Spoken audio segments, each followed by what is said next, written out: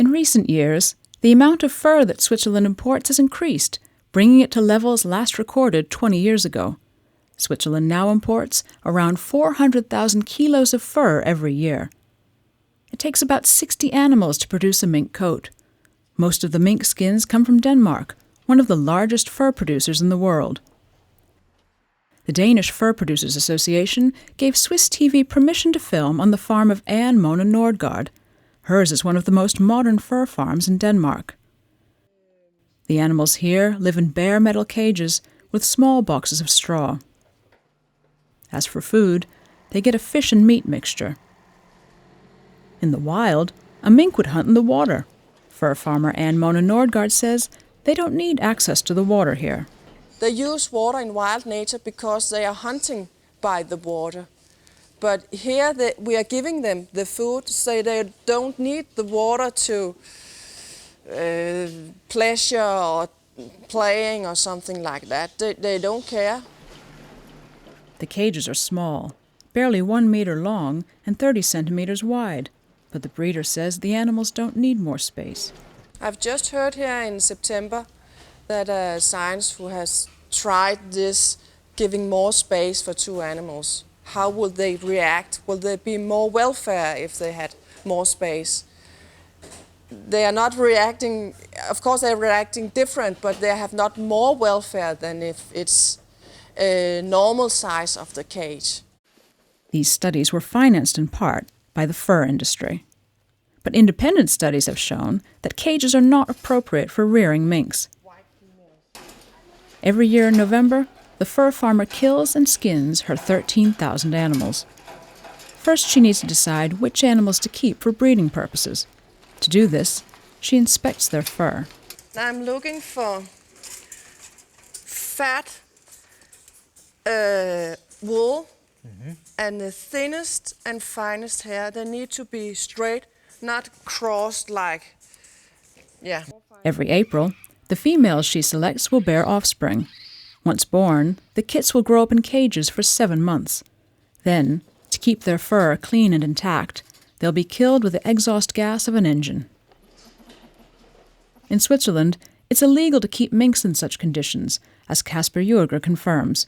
He's the director of the Department of Animal Protection at the Swiss Federal Food Safety and Veterinary Office. This kind of rearing is not appropriate. For example, the animals can't burrow, and they can't stretch their legs or go looking for food. Under these conditions, they can't do what comes naturally to them.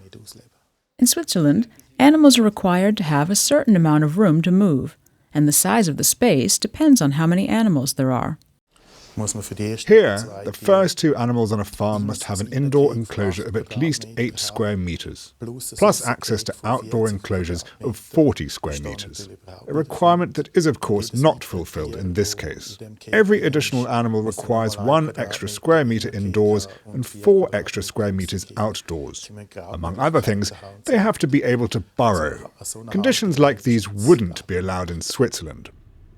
While in Denmark, Swiss TV tries to meet other mink farmers without giving advance notice. Although the Danish Fur Industry Association says that all farms are open to visitors, cameras aren't welcome at the first farm. The breeder excuses himself, saying that he needs to go somewhere. Without permission, Swiss TV proceeds to film over the fence. Here, too, thousands of animals in metal cages.